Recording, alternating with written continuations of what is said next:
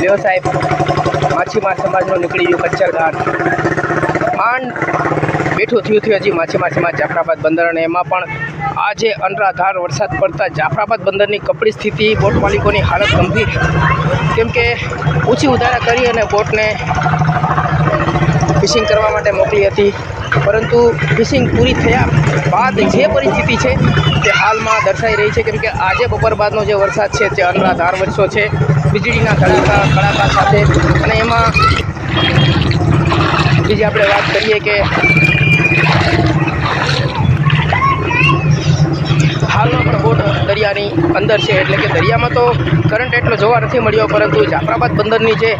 કિનારાની હાલત છે તે હાલ જોવા મળી રહી છે, એકદમ પસ્ત હાલત થઈ ચૂકી છે, અને જાફરાબાદના બોટ માલિકોની આ દયનીય સ્થિતિને જો સરકાર કોઈ સહાય પેકેજ નહીં રજૂ કરે તો હાલની પરિસ્થિતિમાં જોતા પ્રમાણે સરકારને અને બોટ માલિકોને વચ્ચે ઘણી વિચારણા થવી જોઈએ, કારણ કે આ જે પરિસ્થિતિ છે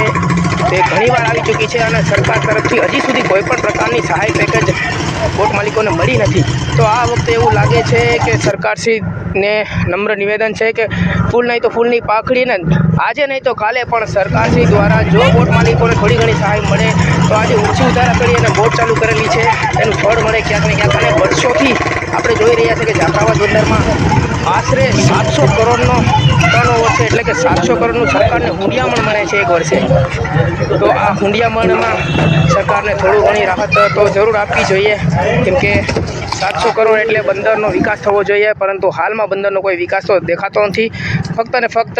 બોટ માલિકોની સ્થિતિ ખરાબ અને કપડી દેખાઈ રહી છે, અને એમાં પણ વેપારી જે છે તેમની પણ પરિસ્થિતિ હાલમાં ખૂબ નાજુક છે, કારણ કે મોંઘા ભાવે ખરીદેલી મચ્છી જે છે તેને હવે એકદમ ન જીવા દરે વેચવી પડશે, કેમ કે વરસાદ બાદ જે કાંઈ પરિસ્થિતિ હોય છે તે અત્યારે જોવાલાયક છે.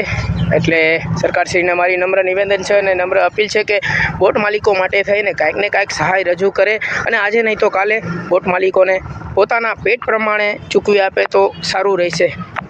સોશિયલ મીડિયા આવૃત્તિ. જય ભારત, જય હિન્દ.